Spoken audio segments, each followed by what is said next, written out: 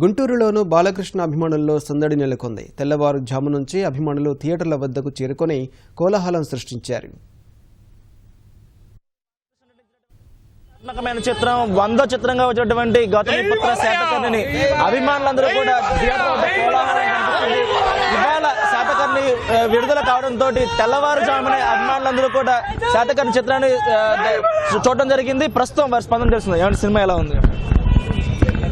బాలయ్య 100వ చిత్రం ఎలా ఉంటుందా అని ఎదురు చూసే అభిమానులకు నిజంగా ఎలాంటి చిత్రం 100వ చిత్రం వస్తుంది అని ఆతృతగా ఎదురు చూసిన అభిమానులు బాలయ్య 100వ చిత్రం 200వ చిత్రం వరకు గుర్తు పెట్టుకునే విధంగా ఉంది ఈ సినిమా. ఈ సినిమా నిజంగా గత 10-15 సంవత్సరాలలో ఇలాంటి అద్భుతమైన చిత్రం రాలేదు. కేవలం 80 రోజుల్లో ఇలాంటి అద్భుతమైన కళాఖండాన్ని ఇచ్చినటువంటి క్రిష్ బాలయ్య 100వ చిత్రంలో క్రిష్ అద్భుతంగా చేపించాడు. ఈ సినిమా చరిత్రలో నిలిచిపోయింది. ఈ సినిమాలో పోటీ పడి నటించారు శ్రేయ కానీ హేమాలిని కానీ అందరూ. క్రిష్ గారు చాలా బాగా తీశాడు ఈ సినిమాని. తెలుగు జాతి కీర్తి ఇంత గొప్పగా ఉంటుందనేసి ఈ శాతకర్ణి ద్వారా తెలిసింది.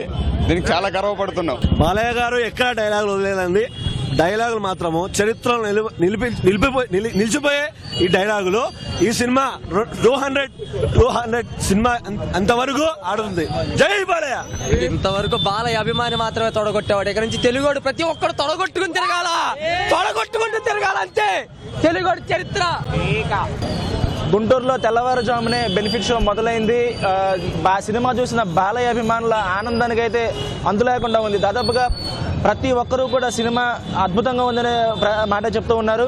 ప్రధానంగా 100వ సినిమా కావడం, ప్రతిష్టాత్మక సినిమా కావడంతో ఈ చారిత్రక సందర్భంలో చారిత్రాత్మకమైన కథని ఎన్నుకుని బాలకృష్ణ అద్భుతమైన పని చేశారని, అలాగే ఈ సినిమాని దర్శకత్వం వహించిన క్రిష్ ప్రతిభను కూడా ప్రతి ఒక్కరూ మెచ్చుకుంటున్న పరిస్థితి కనిపిస్తుంది. ఉదయం నుంచి కూడా ప్రతి ఒక్కరు కూడా సినిమా చూసిన ప్రతి ఒక్కరిలో కూడా ప్రతి తెలుగువాడు గర్వించదగ్గే సినిమా తీశారని చెప్పుకోవడం కనిపిస్తూ ఉంది. గుంటూరు నుంచి కెమెరామెన్ కేశవ్తో నాగేశ్వరరావు, ఈటీవీ న్యూస్.